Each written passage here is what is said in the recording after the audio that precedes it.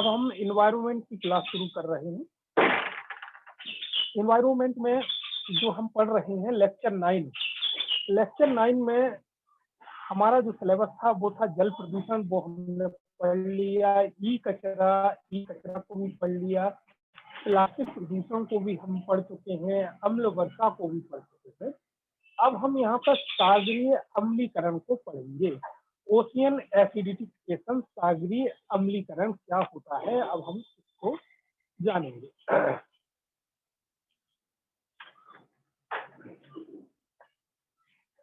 चलिए लक्ष्मण जी पीपीटी लगाइए। आज हम लेक्चर 9 समाप्त करेंगे।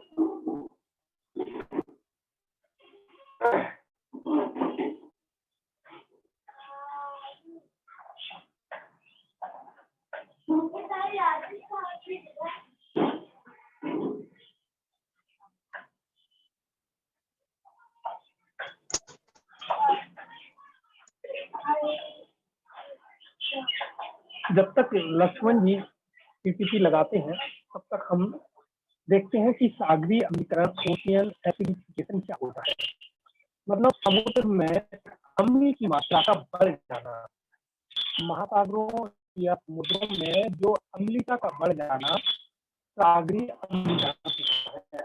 अम्लता का बढ़ जाना कैसे प्रदर्शित करता है? वो ऐसा होता है पीएच मान होता है जो 7 पीएच फैक्टर का बढ़ जाना सागरीय अम्लीकरण होता है। नहीं, पीएच का मान कम हो जाना अम्लीकरण का घोतक होता है। पीएच का मान कम हो जाना अम्लीकरण का घोतक होता है। लक्ष्मण जी लगाए ना पीपीटी।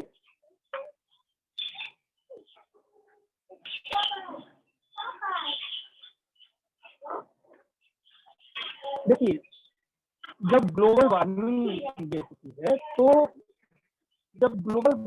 होती है तो टेम्परेचर बढ़ता है, और टेम्परेचर बढ़ता है तो उसमें कार्बन डाइऑक्साइड की मात्रा भी बढ़ती है। और कार्बन डाइऑक्साइड की मात्रा बहुत बढ़िया, ये आ गया।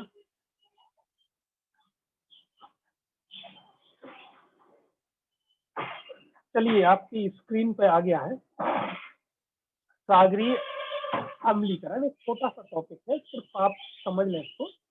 ओशियन एसिडिफिकेशन, सागरीय अम्लीकरण। पहले मैंने आपको बताया था कार्बन सिंक के रूप में महासागर और समुद्र और पेड़ पौधे तथा ग्लेशियर ये कार्बन सिंक का काम करते हैं, अर्थात कार्बन डाइऑक्साइड को अपने में संग्रहित करके रखते हैं। जब सागरी जल में अम्ल का बढ़ जाना अर्थात पीएच मान का कम हो जाना, अर्थात जब ग्लोबल वार्मिंग बढ़ती है तो टेम्परेचर बढ़ता है, और टेम्परेचर जब बढ़ता है तो कार्बन डाइऑक्साइड बढ़ती है। तो जितने भी समुद्र और महासागर होते हैं उसमें से कार्बन डाइऑक्साइड गैस निकलने लगती है। CO2 का बढ़ना, ओशियन वाटर में CO2 का बढ़ना होता है, तो यह कार्बन डाइऑक्साइड प्लस H2O से क्रिया करके H2CO3 बना देता है, और वह एसिडिटी होती है, सल्फ्यूरिक अम्ल होता है जो एसिडिटी होती है, और ओशियन में अम्लता बढ़ जाती है। ऊपर कीजिए। देखिए, सागरीय अम्लीकरण को यूं समझिए आप, जब गर्मी बढ़ती है तो टेम्परेचर बढ़ता है तो जल में उपस्थित CO2 निकलती है। CO2 और H2O में पानी में क्रिया होती है तो H2CO3 सल्फ्यूरिक बन जाता है, और यह सल्फ्यूरिक एसिडिटी अम्लता का काम करता है, अर्थात ओशियन में अम्लता बढ़ जाती है। निष्कर्ष क्या होता है? कुछ तत्व होते हैं जो कि कैल्शियम पादप प्लवक में वृद्धि होती है। जब H2CO3 बनेगा तो कैल्शियम की मात्रा बढ़ेगी। दूसरा है प्रवाल भित्ति में वृद्धि होगी। प्रवाल भित्ति में यदि वृद्धि होती है तो अम्लता बढ़ती है। और तीसरा है कुछ प्राणी जिनके डिंबक पादप प्रवृत्ति होती है वो भी सागरीय अम्लीकरण के कारण बढ़ जाते हैं। आपको कुछ बस छोटी सी एक चीज ध्यान रखना है, आपको तो मैं समझाऊं, जब गर्मी बढ़ती है तो टेम्परेचर अधिक होता है, और टेम्परेचर जब अधिक होता है तो कार्बन डाइऑक्साइड महासागरों से निकलती है, और यह carbon dioxide H2O CO2 plus H2O से क्रिया करती है और H2CO3 बना देती है, जो कि अम्लीता बढ़ा देता है। चलिए अगली पीपीटी लगाइए।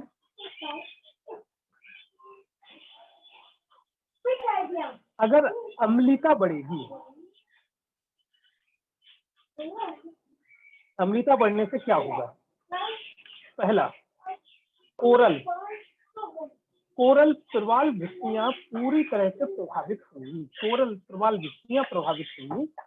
कोरल जो निर्भर करती है 19 से 22 डिग्री सेंटीग्रेड टेम्परेचर पर स्वस्थ रहती है कोरल, और 30% सैलिनिटी पर ही जीवित रहती है। यदि इससे अधिक टेम्परेचर बढ़ जाएगा तो उनको दिक्कत आएगी। दिक्कत क्या आएगी कि फाउंडेशन स्पीसीज और इंडिकेटर स्पीसीज, जो मैंने इनको पूर्व में अपन पढ़ चुके हैं, जो सूचक प्रजाति है या आधारभूत जातियां हैं, वो अपने स्थान से विचलन करने लगती हैं, तो हमें पता लगता है कि कुछ टेम्परेचर में कुछ गड़बड़ हो रही है। दूसरा है, विश्व के सबसे जहरीले पदार्थ, विश्व के जो जहरीले पदार्थ होते हैं, जहरीले पदार्थ जो होते हैं उनकी वृद्धि होती है। और यह जो जहरीले पदार्थों पर जो काम किया है वो एक एनजीओ है, एनजीओ का नाम है प्योर अर्थ। प्योर अर्थ ने इस पर काम किया है। जहरीले पदार्थ कौन कौन से बढ़ जाते हैं? जैसे सीसा बढ़ जाएगा, सीसे की मात्रा बढ़ेगी, कैडमियम की मात्रा बढ़ेगी समुद्र पानी में, पारा की मात्रा बढ़ेगी, आर्सेनिक की मात्रा बढ़ेगी, रेडियो न्यूक्लाइड्स बढ़ेंगे, और उधर क्रोमियम बढ़ेगा, और कीटनाशक पेस्टिसाइड की मात्रा बढ़ेगी। देखिए, जब टेम्परेचर बढ़ेगा तो ये सारी चीजें बढ़ेंगी ही। आप इनको बड़ा ध्यान रखिएगा। अभी जब मैं यूपीएससी में जो इतने भी क्वेश्चन आए हैं उनको सॉल्व करवाऊंगा, तो ये स्थिति, इसमें से ही क्वेश्चन पूछे जाएंगे। सबसे देखिए, नोट आगे इसको कर दीजिए, ऊपर कर दीजिए स्लाइड्स को।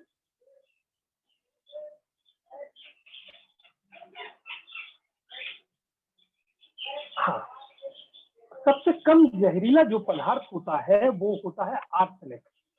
सबसे कम जहरीला होता है आर्सेनिक, यदि कभी पूछ लिया जाए। और आर्सेनिक से ब्लैक फुट नामक बीमारी होती है। यह मैं बीमारियां पिछले बार भी पढ़ा चुका था, जैसे कि मैंने बताई थी। आर्सेनिक से ब्लैक फुट, कैडमियम से इटाई, नाइट्रेट से ब्लू बेबी सिंड्रोम, सीसा से लंग कैंसर, पारा से मिनीमाटा रोग हो जाता है। अब हम आते हैं संधियां। संधियां को पढ़ते हैं। ई कचरा के लिए जो संधि हुई है वो बेसल संधि हुई है।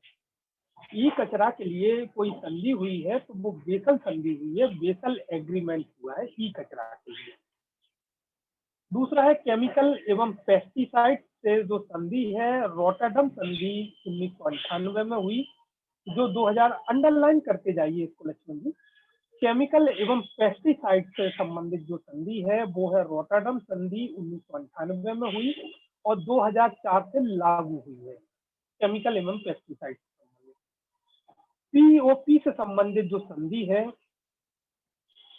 स्थायी जैविक प्रदूषण, पीओपी जिसको बोलते हैं, वो है स्टॉकहोम संधि 2001 में हुई। स्टॉकहोम संधि 2001 में हुई, और ये पीओपी को डाइटिडोजेंस बोलते हैं, और इस पीओपी में शामिल है एल्ड्रिन, अंडरलाइन करते जाइए, एल्ड्रिन, हाई एल्ड्रिन, डीडीटी, हेक्साफ्लोर, हेक्साक्लोरोबेंजेन, ये तत्व इसमें शामिल होते हैं।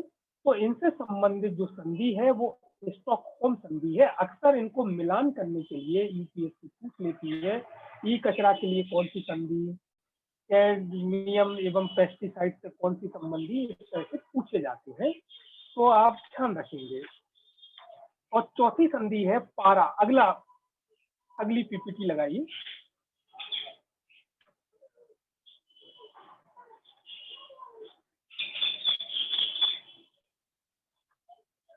पारा पारा को कम करने के लिए जो संधि हुई है वो मिनीमाटा संधि हुई है, ध्यान रखिएगा। पारा के लिए जो संधि है वो मिनीमाटा संधि हुई है पारे के लिए। चलिए अब हम पढ़ते हैं सतत विकास, सस्टेनेबल डेवलपमेंट, सतत विकास, सतत कृषि और मृदा संरक्षण, इनको हम पढ़ेंगे। पर हम सबसे पहले पढ़ते हैं सतत विकास, सस्टेनेबल डेवलपमेंट। सस्टेनेबल डेवलपमेंट को हम 3 भागों में पढ़ेंगे। पहला है बैकग्राउंड पढ़ेंगे, इसके पीछे का बैकग्राउंड क्या है, 3 भागों में वर्गीकृत करके पढ़ेंगे। पहला बैकग्राउंड अंडरलाइन कीजिए, बैकग्राउंड को पढ़ेंगे, फिर इसके डेवलपमेंट को पढ़ेंगे, फिर पढ़ेंगे प्रेजेंट सिनेरियो क्या है। फिर पढ़ेंगे 3 भागों में पढ़ेंगे। पहला है बैकग्राउंड को पढ़ेंगे, दूसरा हम डेवलपमेंट को पढ़ेंगे सतत विकास के, फिर पढ़ेंगे प्रेजेंट सिनेरियो क्या है। हम बैकग्राउंड में जाएं तो 1968 में एक ग्रुप शामिल, इसको अंडरलाइन कीजिए। 1968 में एक ग्रुप बनाया गया, ये उस ग्रुप को कहा गया क्लब ऑफ रोम। उस ग्रुप का नाम था, 1968 में जो ग्रुप बनाया गया उस ग्रुप का नाम था club of Rome. Club of Rome group में जो व्यक्ति शामिल थे वो शामिल थे इंटेलेक्चुअल यानी बुद्धिमान लोग जो शामिल थे, इंटेलेक्चुअल। दूसरा साइंटिस्ट थे, वैज्ञानिक लोग शामिल थे। तीसरा था एजुकेशनिस्ट, मतलब जो शिक्षित लोग थे वो शामिल थे। चौथा स्कॉलर लोग शामिल थे जो रिसर्च कर रहे थे, और वो 5वां बिजनेसमैन। ये 5 लोगों का ग्रुप था, ये 5 लोगों का ग्रुप था। उस ग्रुप को कहा गया क्लब ऑफ रोम। इस ग्रुप ने कहा, इस ग्रुप ने, इस पीपीटी को ऊपर कर दीजिए।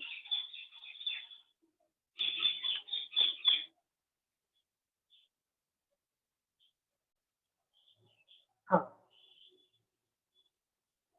इस ग्रुप ने कहा कि यदि हमारी इकोनॉमी बढ़ती है, इकोनॉमी बढ़ेगी तो हमारी ग्रोथ बढ़ेगी। इस ग्रुप ने कहा कि यदि इकोनॉमी बढ़ती है तो हमारी ग्रोथ बढ़ेगी, परंतु इकोलॉजी हमारा कम होगा, इकोलॉजी में ह्रास आएगा। इस ग्रुप का ये कहना था। अतः COR मतलब क्लब ऑफ रोम, अतः COR क्लब ऑफ रोम ने एक पेपर पब्लिश किया। COR ने एक पेपर पब्लिश किया और पेपर का नाम था लिमिट ऑफ ग्रोथ, समृद्धि की सीमा। आप इसको अंडरलाइन करें। अतः COR ने एक पेपर पब्लिश किया। COR का अर्थ है क्लब ऑफ रोम ने एक पेपर पब्लिश किया, उस पेपर का नाम था लिमिट ऑफ ग्रोथ, समृद्धि की सीमा। इस पेपर का नाम था लिमिट ऑफ ग्रोथ, समृद्धि की सीमा। इसमें कुछ मुद्दे उठाए गए, और जो मुद्दे उठाए गए वो कौन कौन से मुद्दे थे। पहला मुद्दा था जनसंख्या, पॉपुलेशन। इसमें कुछ मुद्दे उठाए गए और पहला मुद्दा था जनसंख्या, दूसरा था खाद्यान्न, तीसरा था इंडस्ट्रियल ग्रोथ, तीसरा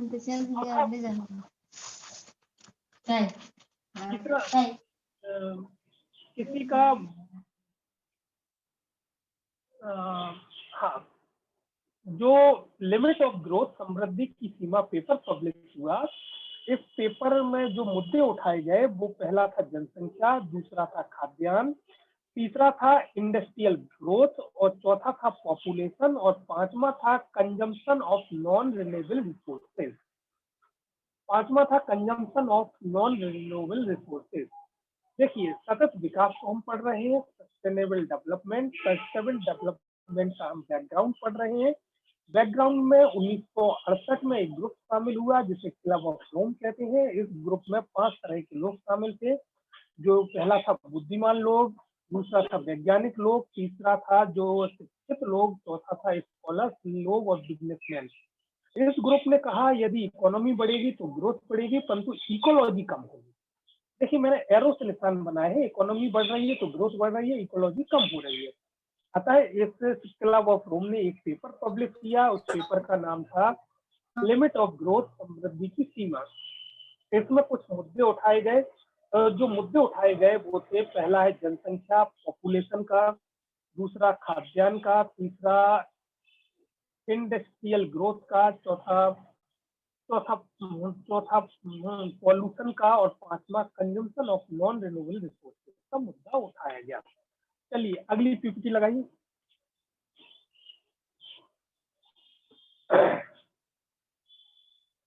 फिर जब 1980 के दशक में 1980 का दशक आया तो 1983 में WCED का गठन किया गया। WCED का नाम फुल फॉर्म है world commission on environment and development. World commission on environment and development, WCED का नेतृत्व ब्रुकलैंड द्वारा किया गया। क्वेश्चन आ जाता है किसके द्वारा किया गया? ब्रुकलैंड द्वारा किया गया।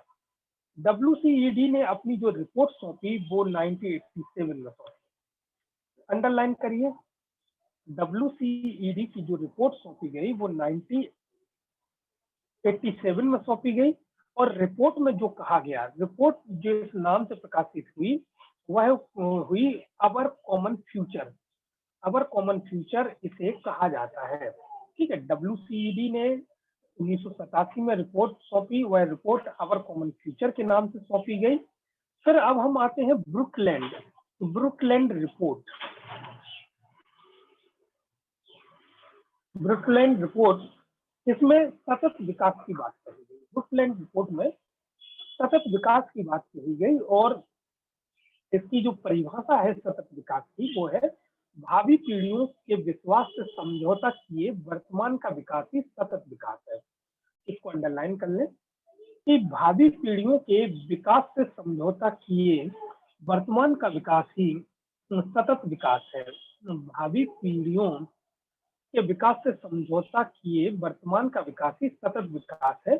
फिर 1982 1987 में रिपोर्ट सौंपी। 1984 में एक भोपाल गैस त्रासदी हुई। 1984 में भोपाल गैस त्रासदी हुई और 1972 में, अब आए हम 1972 में स्टॉकहोम सम्मेलन हुआ। स्टॉकहोम सम्मेलन में विकसित देश ने कहा कि विकसित देश ने कहा विकासशील देशों से कि वो अपना जनसंख्या नियंत्रण करें। विकसित देशों ने विकासशील देशों से कहा कि वो अपनी जनसंख्या को नियंत्रित करें।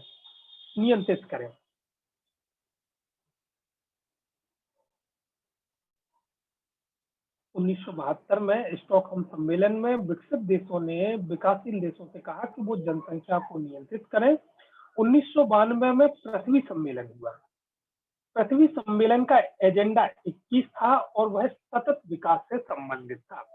1992 में पृथ्वी सम्मेलन हुआ और उसका एजेंडा 21 था और सतत विकास से संबंधित था। ये में 1972 का स्टॉकहोम सम्मेलन इसलिए बीच में आ गया क्योंकि यह सतत विकास से संबंधित है, इसलिए उसको लाया गया है।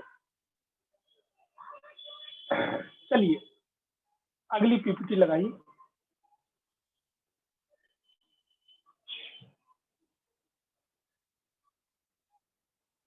2002 में रियो प्लस 10 सम्मेलन हुआ जो कि जोहान्सबर्ग से संबंधित है। 2002 में रियो प्लस 10 सम्मेलन हुआ जो कि जोहान्सबर्ग से संबंधित है और जिसमें MDG की बात की गई है। जिसमें ये यहाँ पे MDG लिखा है, वहां SDG कर लीजिए।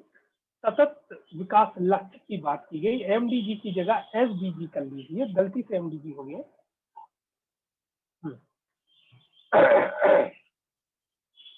2012 में रियो प्लस 20 सम्मेलन हुआ जो कि रियो डी जेनेरो में हुआ। यह UN का सस्टेनेबल डेवलपमेंट सम्मेलन था। 2015 में न्यूयॉर्क में एक उच्च स्तरीय बैठक की गई और इस बैठक में निर्णय लिया गया कि जो MDG है, MDG को रिप्लेस SDG से कर दिए जाए और अगले 15 वर्ष में 2030 तक इसकी हम पूर्ति सुनिश्चित करें। MDG को रिप्लेस SDG से करें और अगले 15 वर्षों में 2030 तक हम इसकी आपूर्ति सुनिश्चित करें। जो SDG है, सतत विकास लक्ष्य, सस्टेनेबल डेवलपमेंट गोल, ऊपर करें।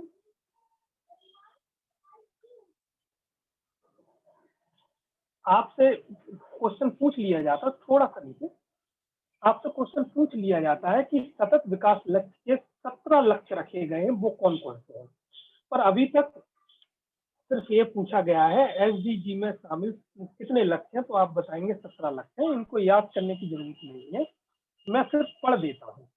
पहला आप टिक करते जाइएगा लक्ष्मण जी। पहला लक्ष्य है नो पॉवर्टी, दूसरा है जीरो हंगर,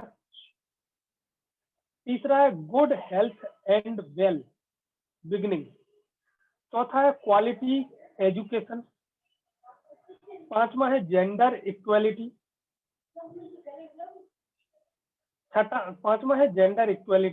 छठा है क्लीन वाटर एंड सैनिटेशन,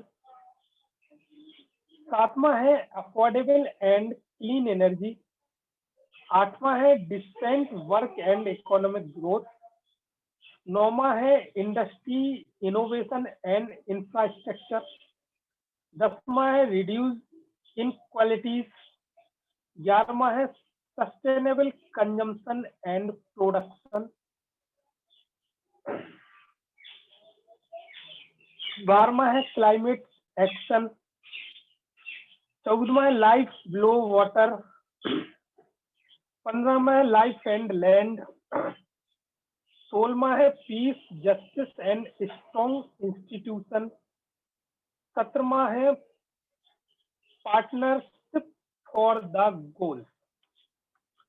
तो आप सिर्फ इतना याद रखेंगे, MDG के यानी SDG के 17 लक्ष्य।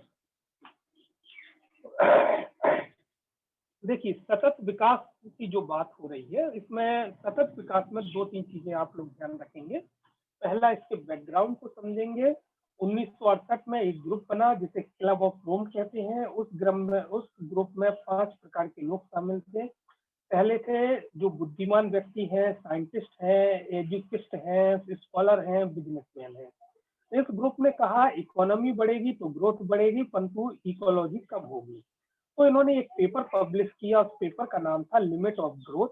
उस पेपर में कुछ मुद्दे उठाए, जिसमें 5 मुद्दों में जनसंख्या, खाद्यान्न, इंडस्ट्रियल ग्रोथ, पॉल्यूशन और consumption on non renewable resources को रखा गया।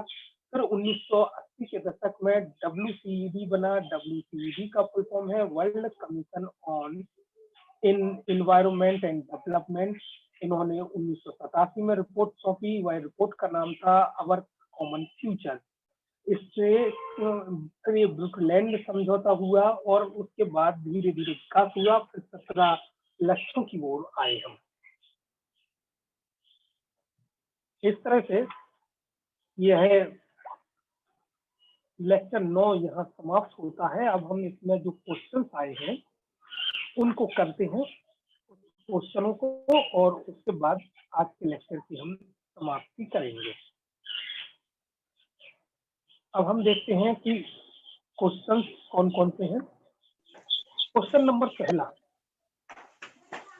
जो कि UPSC 2019 के एग्जाम में पूछा गया है, ध्यान से पढ़ें और फिर आप इसको करें। क्वेश्चन है, भारत में निम्नलिखित में से किसमें एक महत्वपूर्ण विशेषता के रूप में विस्तारित उत्पादक दायित्व एक्सटेंडेड प्रोड्यूसर रिस्पॉन्सिबिलिटी ERR प्रारंभ किया था?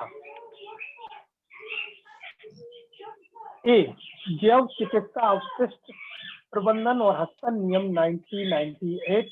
बी, पुनर्चक्रित प्लास्टिक निर्माण और उपयोग नियम 1999। तीसरा, अवशिष्ट प्रबंधन और हस्तांतरण नियम। और डी था खाद्य सुरक्षा और मानक नियम। बताइए इसका आंसर क्या होगा, और ये अपन ने कहाँ पढ़ा था, ये भी बताइए।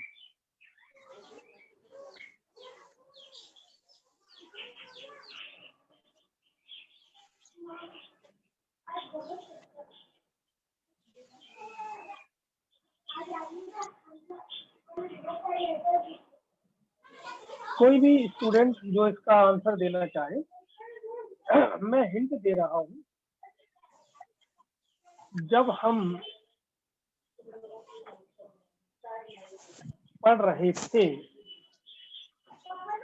ई वेस्ट कचरा, ई कचरा प्रबंधन हम जब पढ़ रहे थे, और जब ई कचरा प्रबंधन में उसका जब प्रबंधन की बात आई थी, उसका नाम था ई वेस्ट मैनेजमेंट टूल।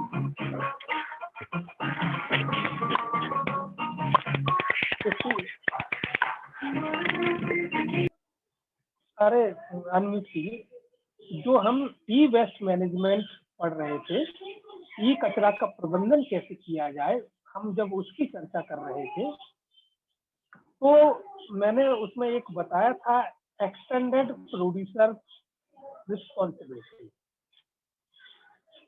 यह हमने अब आंसर आ गया है, ठीक है। ई कचरा में हमने एक टॉपिक पढ़ा था कि जो प्रोड्यूसर है उनकी भी यह दायित्व होगा कि अच्छी तरह से कचरे का निपटान किया जाए।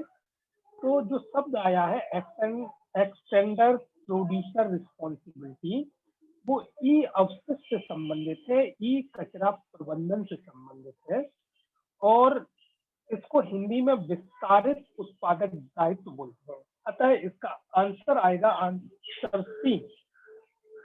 चलिए प्रश्न 2 को पढ़ते हैं, जो कि यूपीएससी 2017 के एग्जाम में आपसे पूछा गया है। ऊपर कर दीजिए स्लाइड को।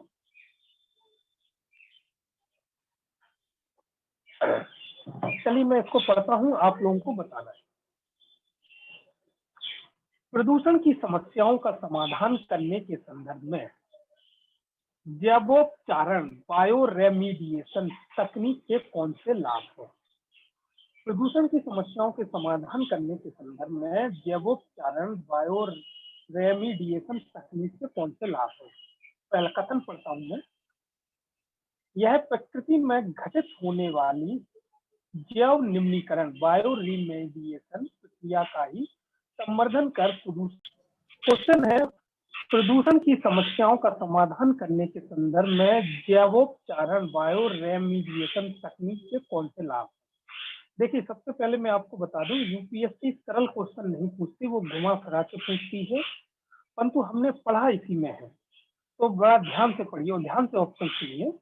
पहले मैं आपको ये बता दूं ये क्या कहना चाह रहा है क्वेश्चन। कहना ये चाह रहा है कि मान लीजिए पानी में, समुद्र पे या महासागर में कोई पेट्रोल या डीजल या मिट्टी का तेल का रिसाव हो जाए, तो जो जैव निम्नीकरण है, जिसको जैव उपचार बोलते हैं, बायो रेमेडी, वो फिर क्या करना पड़ेगा अपन को कि वह साफ हो जाए, या लाभ, उस तकनीक का लाभ क्या है? अब इसमें कथन है, यह प्रकृति में घटित होने वाली जैव निम्नीकरण प्रक्रिया का ही संवर्धन कर प्रदूषण को स्वच्छ करने की तकनीक। दूसरा है, कैडमियम और लेड जैसी धातुओं से युक्त किसी भी संदूषक को सूक्ष्म जीवों के प्रयोग से जैवोपचार द्वारा सहज ही और पूरी तरह उपचारित किया जा सकता है। तीसरा है, जैवोपचारण के लिए विशेषता अभिकल्पित सूक्ष्म जीवों को सृजित करने के लिए आनुवांशिक इंजीनियरिंग, जेनेटिक इंजीनियरिंग का उपयोग किया जा सकता है। अब दिया है सही कथन है, ए केवल 1, बी 2 व 3, सी 1 व 3, डी 1 2 3। अब बताइए इसका आंसर क्या होगा? मैं आपको बता दूं, जब जल प्रदूषण हम पढ़ रहे थे तो हमने एक विधि पढ़ी थी, ऑयल स्पिल्स, जैव उपचार बायो रेमिडिटीज। जो जैव उपचार में ऑयल ईटिंग बैक्टीरिया ऑयल जेपर कहलाता है, जो हाइड्रोकार्बन को खा जाता है। हाइड्रोकार्बन यहाँ पर फ्यूल्स है, वो चीज है। अब इनका आप आंसर दीजिए।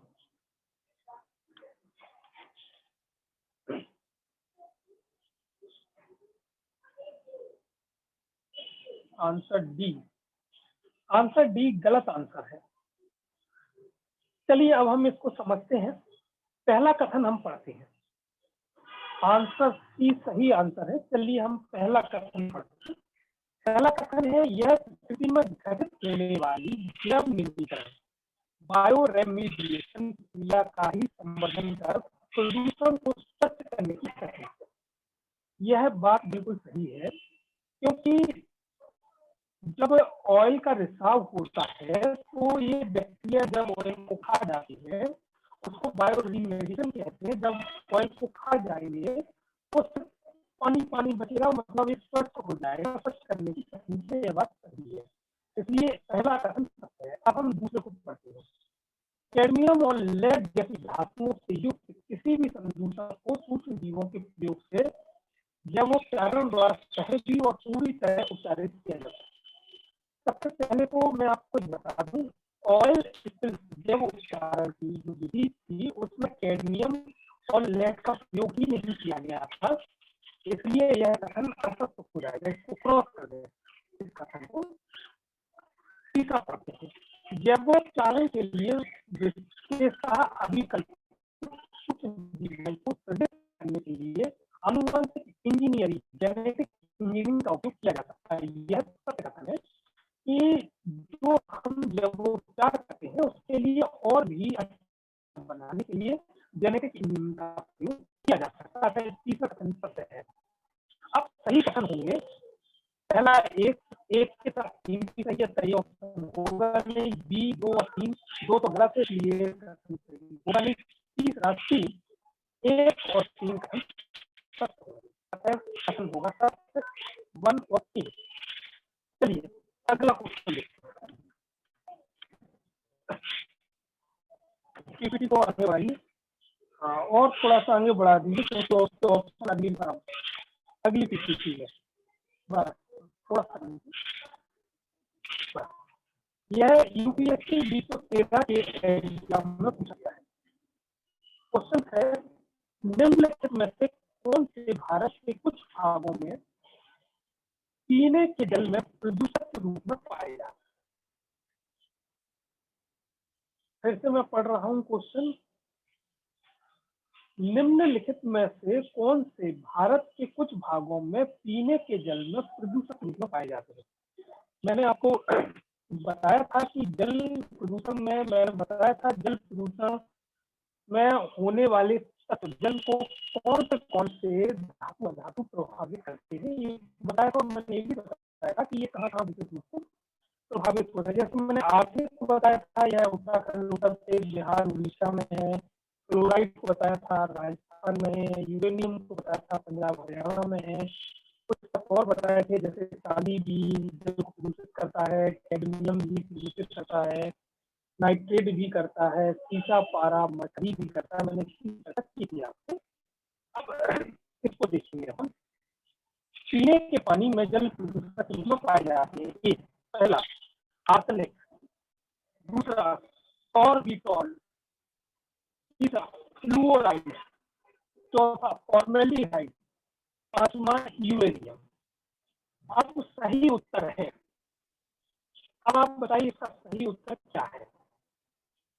सही उत्तर में है, ए में 1 हुआ 2, बी में है केवल 2, 4 और 5, सी में है केवल 1, 3 और 5, डी में है 1, 2, 3, 4 और 5।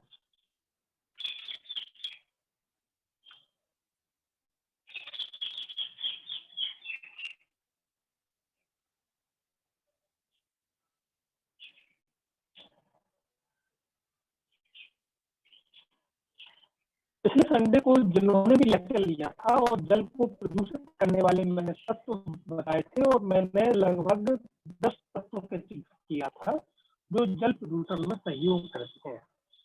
चलिए अब कौन कौन से सहयोग करते हैं? आर्सेनिक सहयोग करता है। आर्सेनिक जो है वो उत्तराखंड में मिलता है, विशेष रूप से उत्तर प्रदेश, बिहार, उड़ीसा, पश्चिम बंगाल में बताया था, इसलिए आर्सेनिक को सही कर दीजिए। आर्सेनिक जल को प्रदूषित करता है। लक्ष्मण जी इसको टिक करिए सही में, आर्सेनिक। अब दूसरा सॉर्बिटॉल है। सॉर्बिटॉल की कहीं चर्चा मैंने नहीं की थी, जो लिस्ट मैंने दी थी उसमें सॉर्बिटॉल की चर्चा नहीं है, इसको क्रॉस कर दीजिए सॉर्बिटॉल को। तीसरा था फ्लोराइड। फ्लोराइड की चर्चा की गई थी, और फ्लोराइड विशेष रूप से राजस्थान में जल में पाया जाता है।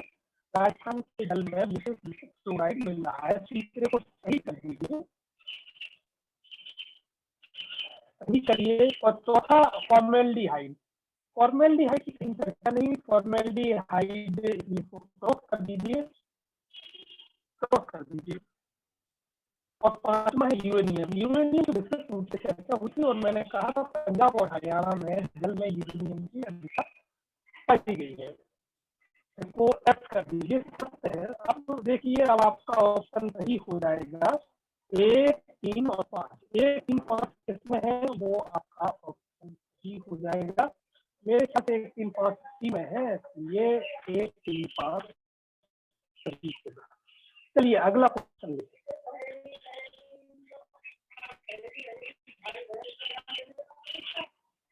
चलिए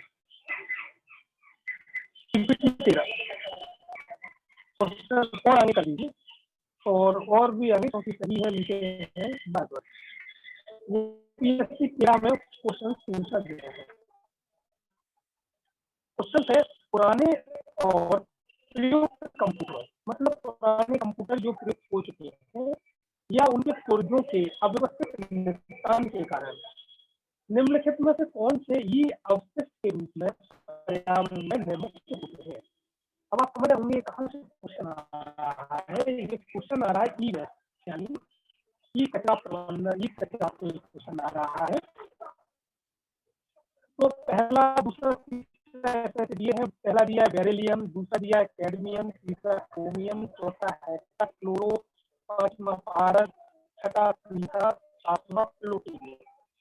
अब सही है, सही है केवल 1, 3, 4, 6, 7, बी है 1, 2, 3, 4, 5, 6, सी है 2, 4, 5, 7, डी है 1, 2, 3, 4, 5, 6, 7। अब इसमें बताइए सही क्या होगा। मैं आपको बता दूं, जब हम ई कचरा पढ़ रहे थे तो मैंने बताया था कि ई कचरा और टॉक्सिक जहर कौन कौन से कर देते हैं।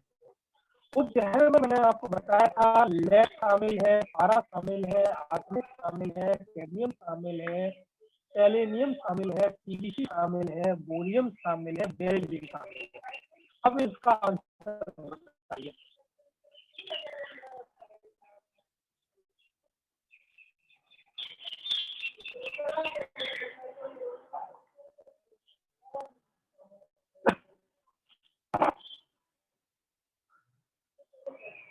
आंसर बी सही है। आंसर बी बिल्कुल सही है। आप लोगों ने सही उत्तर दिया। देखिए, मैंने एक लिस्ट ई कचरा जो था, ई पॉल्यूशन था, मैंने एक लिस्ट बनाई थी टॉक्सिक की। अगर वो आप लिस्ट आपने पढ़ी हो तो उस लिस्ट में मैं अब आपको बता दूं क्या क्या शामिल है। बेरिलियम शामिल है, बेरिलियम को टिक करिए, सही का निशान।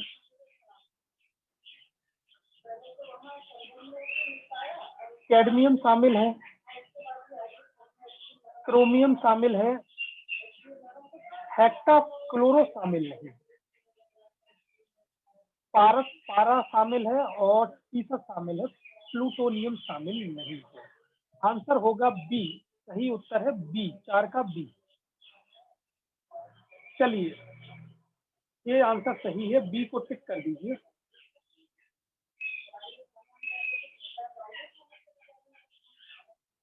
चलिए अगला क्वेश्चन, इसको स्लाइड को ऊपर कीजिए। चलिए, महासागरों का अम्लीकरण बढ़ रहा है, यह घटना क्यों चिंता का विषय है। आज हमने सागरीय अम्लीकरण की बात की, तो महासागरों का अम्लीकरण बढ़ रहा है, घटना क्यों चिंता का विषय है। पहला कथन है कैल्शियम पादप प्लवक की वृद्धि और उत्तर जीविका प्रतिकूल रूप से प्रभावित होगी। दूसरा, प्रवाल भित्ति की वृद्धि और उत्तर जीविका प्रतिकूल रूप से प्रभावित होगी। तीसरा, कुछ प्राणी जिनके डिंबक पादप प्लवकीय हैं उनकी प्रतिकूल रूप से प्रभावित होगी। और चौथा है मेघ बीजन और मेघों का बनना प्रतिकूल रूप से प्रभावित होगा। कथन सही है। ए 1, 2, 3, बी केवल 2, सी 1 और 3, डी 1, 2, 3, 4।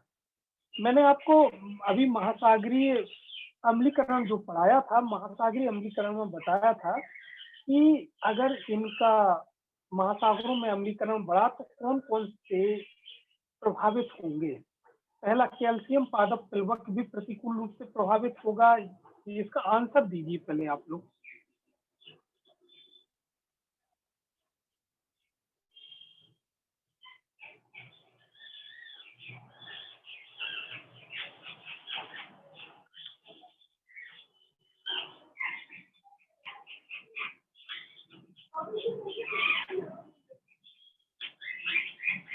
कोई भी व्यक्ति जो इसका आंसर देना चाहे।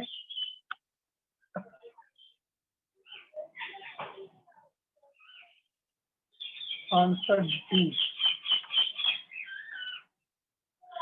आंसर डी 1 2 3 4 गलत। आंसर डी गलत है। इसका आंसर सही है ए। Answer A 1 2 3। मैंने आपको बताया था कि कैल्शियम पादप प्लवक की वृद्धि प्रभावित हो जाएगी। प्रवाल भित्तियां प्रभावित होंगी अगर अम्लीकरण बढ़ेगा। डिंबक पादप तिलकी जो है वो भी प्रभावित होंगे। पर मेघ बीजन और मेघों का बनना ये आसमान में घटित होने वाली घटना है। मेघ बीजन और मेघों का बनना जो आसमान में बादलों में घटित होगी उसका महासागरीय अम्लीकरण से कोई संबंध नहीं है। अतः चौथा जहां जहां होगा वो गलत हो जाएगा। और चौथा आंसर डी तो गलत है, मतलब 1 2 3 सही। चलिए अगला क्वेश्चन पढ़ते हैं। चलिए पीपीटी अगली कीजिए। क्वेश्चन है निम्नलिखित निगमों पर विचार कीजिए। ये कह रहा है कि जैसे ई कचरा, स्टॉकहोम, इनसे संबंधित संधियां कौन कौन सी हैं। अभी हमने पढ़ा था जस्ट पहले। ई कचरा से संबंधित संधि स्टॉकहोम बता रहा है, पारा बता रहा है, मिनीमाटा, और रसायन एवं कीटनाशक बेसल संधि बता रहा है। जल्दी से बताइए कथन सही है। केवल 1 और 2, केवल 3, केवल 2, केवल 1 2 3। बताइए इसका आंसर।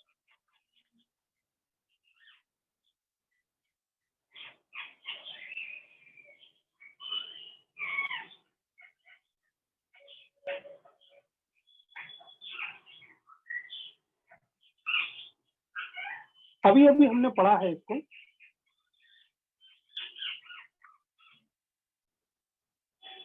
ये है आंसर सी। सही आंसर दिया है। और कोई आंसर देना चाहे।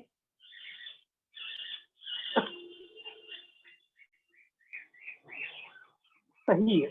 चलिए अभी हमने जो संधियां पढ़ी थी, ई कचरा से संबंधित जो संधि है वो बेसल संधि है। अब इसमें स्टॉकहोम दिया है जो कि गलत है। अब पारा, पारा से संबंधित मिनीमाटा संधि है और यह बात सही है। दूसरा कथन सही है। तीसरा है रसायन एवं कीटनाशक से जो संबंधित संधि है, केमिकल एवं पेस्टिसाइड, स्टोर्डन संधि है। असली ये गलत है। अतः पारा मिनीमाटा केवल यही संधि सही है। अतः आंसर है केवल 2। केवल 2। चलिए अगला क्वेश्चन है प्लास्टिक प्रदूषण के संदर्भ में निम्नलिखित कथनों पर विचार कीजिए।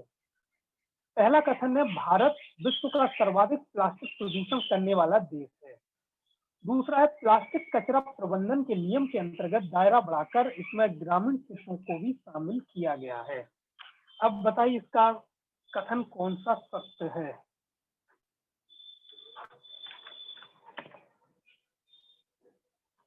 Question B.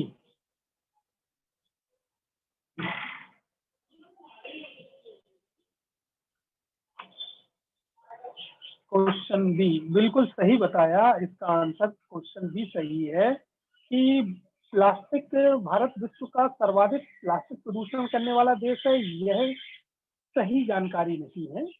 और दूसरा है प्लास्टिक प्रबंधन नियम के अंतर्गत पहले शहरी क्षेत्र शामिल था, अब उसका दायरा बढ़ाकर ग्रामीण क्षेत्र को भी शामिल कर दिया गया है। अतः आंसर बी हुआ। इसके साथ ही लेक्चर 9 भी समाप्त हुआ।